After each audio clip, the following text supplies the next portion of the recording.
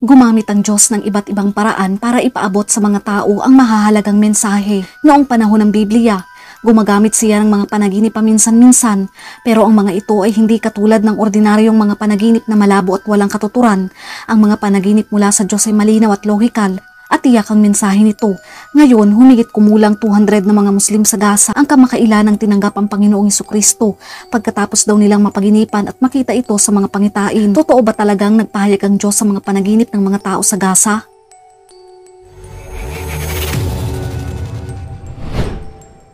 Mula nang magsimula ang kakilakilabot na digmaan sa Gaza at Israel, ito ay nauwi sa labis na kaguluhan, pagsalakay at pag-atake na nag-iwan sa libu-libong taong nasaktan at maraming nasawi.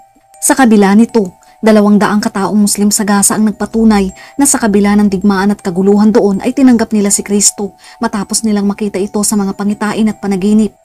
Hanggang sa isang araw ay napagtanto na sila ay nagbabahagi ng parehong karanasan. Si Taisir Saada, isang Muslim na naging Kristiyano, ay nagkwento ng hindi kapanipaniwalang kwento sa isang interview sa CBN na nagsasabing naniniwala siyang kumikilos ang Diyos sa Gaza sa gitna ng digmaan sa Israel. Si Saada ay dating katulong ng pinuno ng Palestinian na si Yasser Arafat. Isa din siyang dating sniper sa PLO o Palestine Liberation Organization na nakatagpo ng Kristyanismo. Ayon sa kanya, 200 Gazans ang nagbigay ng kanilang puso at tinanggap ang Panginoong Jesucristo bilang kanilang tagapagligtas. Ito ay dahil sa mga pangitain nila sa Panginoon at mga panaginip habang sila ay nagyakapan sa isa't isa. Ayon kay Saada mula sa interview sa CBN, si Saada ang nagtatag ng Seeds of Hope, isang makataong organisasyon na naglilingkod sa Gaza at sa gitnang silangan. Ang dating Palestinian sniper na naging Kristiyano ay naniniwala na magkakaroon ng muling pagkabuhay sa Gaza at libo-libo ang lalapit sa Panginoong Jesucristo pagkatapos ng digmaan ng Israel at Hamas. Ang isa pang patotoo na marami ang tumanggap sa Panginoong Jesucristo ay mula kay Nabil Qureshi, isang Pakistani-American Evangelical Christian at binawian ng buhay noong Setyembre 16, 2017. Siya ay pinalaki ng isang debotong pamilyang Ahmadi Muslim at siya ay nagbalik loob sa Kristiyano. Isa siyang dating Muslim na naging Christian apologist na nagsabi ng kanyang kamanghamanghang kwento tungkol sa Panginoong Jesucristo. Ang kanyang patotoo at ng libu-libong iba pang Muslim ang nagbalik loob sa Kristiyano ay naghangad na ipaliwanag na ang Diyos ay nakikipag-usap sa kanila sa pamamagitan ng mga panaginip at mga pangitain. Mula noon, nakita niya ang napakalakas na presensya ng Diyos na naging dahilan ng pagkakilala niya sa Panginoon. Nagkaroon siya ng isang pinakamabentang aklat na pinamagatang Seeking Allah, Finding Jesus, a Devout Muslim Encounters Christianity.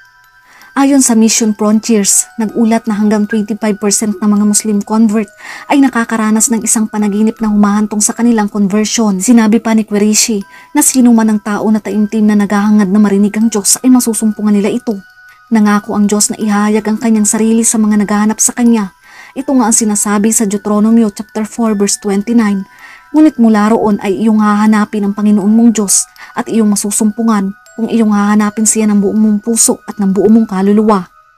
Nangungusap ang Diyos sa mga tao sa pamamagitan ng panaginip ng maraming beses sa Biblia. Ang mga halimbawa nito ay si Jose na anak ni Jacob. Sinabi din sa Gawa chapter 2 verse 17, sinabi ng Diyos sa mga huling araw, ibubuhos ko ang aking espiritu sa lahat ng uri ng tao. Ang inyong mga anak na lalaki at babae ay magpapahayag ng aking mga salita. Ang inyong mga binata ay makakakita ng mga pangitain at ang inyong matatandang lalaki ay magkakaroon ng mga panaginip. Kaya ang simpleng sagot ay ang Diyos ay maaari talagang mangusap sa tao sa pamamagitan ng panaginip at pangitain. Mga kapatid, nawa ay patuloy na ihayag ng Diyos ang kanyang sarili sa pamamagitan ng kanyang anak, mga panaginip, mga pangitain at pagpapakita upang dalhin hindi lang ang Gaza maging sa buong mundo ang pananampalataya sa Panginoong Jesucristo. Kapatid, ang Panginoon ay nag-aalok sa atin ng maraming pagkakataon na tanggapin ang kaligtasan sa buhay na ito. Binigyan niya tayo ng maraming pagkakataon para tumugon, gayunpaman, meron tayong parehong kasulatan at ang muling pagkabuhay ng Panginoong Hesus. Ito ay sapat ng katibayan upang tanggapin ang pagligtas ni Kristo sa buhay na ito. Kapag natapos na ang buhay na ito, wala nang pangalawang pagkakataon. Ngayon ang araw ng kaligtasan. Muli po, sana ay meron kayong natutunan. Patuloy nating ipalaganap ang mabuting salita ng Diyos. Ingat and God bless.